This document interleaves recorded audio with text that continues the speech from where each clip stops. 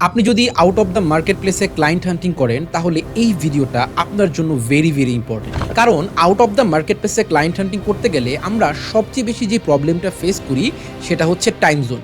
অর্থাৎ কোন দেশের বায়ারদেরকে ঠিক কোন সময়ে মেসেজ দিলে তাদেরকে অনলাইনে পাওয়া যাবে, কিংবা কোন দেশের ক্লায়েন্টদেরকে ঠিক কোন সময়ে আপনার মেসেজ করা উচিত, এইটা নিয়ে কিন্তু আমরা সবাই কম বেশি প্রবলেম ফেস করি। কারণ শুধুমাত্র এক ইউএসএতেই কিন্তু ভিন্ন ভিন্ন কয়েকটা টাইম জোন রয়েছে। আবার ইউরোপিয়ান কান্ট্রিগুলোও কিন্তু ভিন্ন ভিন্ন টাইম জোন শেয়ার করে। ঠিক এই কারণে আপনাদের জন্য আমি এই গুগল শিটটা তৈরি করেছি। এই গুগল শিটে আপনি ইউএস এর যে টোটাল 51টা স্টেট রয়েছে, এই প্রতিটা স্টেট কোন টাইম জোন ফলো করে, বাংলাদেশ থেকে এরা কয়েক ঘন্টা আগায় আছে কিংবা পিছায় আছে, এবং কোন স্টেটের মানুষদেরকে মানে কোন স্টেটের বায়ারদেরকে আপনার কোন সময়ে মেসেজ করা উচিত, এইটা আপনি ক্লিয়ারলি জানতে পারবেন। যেমন ধরুন, আপনি যদি ক্যালিফোর্নিয়ার কোনো বায়ারকে আউটরিচ করতে চান, তাহলে মনে রাখবেন ক্যালিফোর্নিয়া যারা রয়েছে তারা প্যাসিফিক টাইম জোন শেয়ার করে এবং তারা বাংলাদেশ থেকে 14 ঘন্টা পেছায় আছে। অর্থাৎ আপনি যদি ক্যালিফোর্নিয়ার বায়ারদেরকে টার্গেট করেন তাহলে আপনাকে বাংলাদেশ সময় রাত 11টার সময় থেকে আউটরিচ করা শুরু করতে হবে। আবার ধরুন, এই পাশে আমি